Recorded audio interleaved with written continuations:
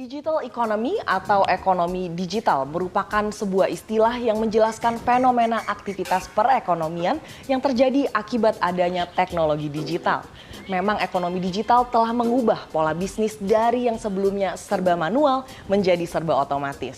Salah satu contoh nyata adanya perubahan akibat ekonomi digital adalah memiliki toko tanpa harus memiliki bangunan fisik.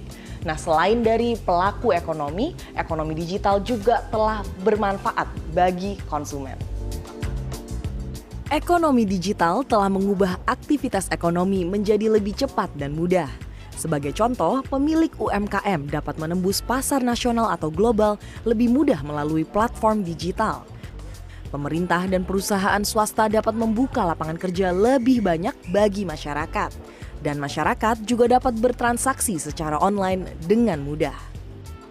Hasil riset Google, Temasek, dan Bain & Company mencatat, ekonomi digital Indonesia bertumbuh 22% menjadi 77 miliar US dollar atau sekitar 1,197 triliun rupiah pada tahun 2022. Pertumbuhan tersebut berkontribusi sekitar 40% dari total belanja online di Asia Tenggara. Sebagai upaya untuk mendukung pertumbuhan ekonomi digital di tanah air, pemerintah tengah membangun sejumlah infrastruktur digital. Untuk itu, pemerintah Indonesia di bawah direktif Presiden Bapak Joko Widodo terus melakukan penggelaran pembangunan infrastruktur hulu digital, upstream ICT infrastructure. Baik jaring tulang punggung fiber optik maupun microwave link serta high throughput satellite dan base transceiver station yang merata di seluruh wilayah tanah air kita maupun pembangunan infrastruktur digital hilir downstream ICT infrastructure dengan teknologi cloud computing, termasuk di dalamnya rencana pembangunan government cloud, pusat data nasional, pusat data pemerintah, dan terus mendorong pembangunan private cloud, pusat-pusat data privat, baik oleh perusahaan nasional Indonesia maupun investasi-investasi asing. Pentingnya peran data dalam ekonomi digital tak dapat dipungkiri. Dengan adanya pertumbuhan ekonomi digital yang pesat, para pelaku industri dan konsumen memiliki kepentingan untuk mengetahui tata kelola data pribadi yang dilakukan oleh pemerintah dan perusahaan swasta. Pemilihan prioritas yang terkait dengan data sangat cerdas karena data menjadi komoditas penting untuk informasi dan untuk mengambil berbagai keputusan. Oleh karena itu, tata kelola data harus disusun agar aman dan bermanfaat.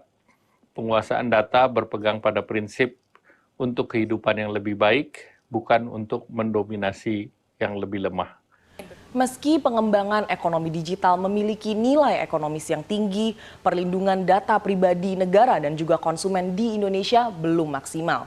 Bahkan Badan Cyber dan Sandi Negara menemukan di tahun 2021 ada sebanyak 1,6 miliar serangan cyber di Indonesia.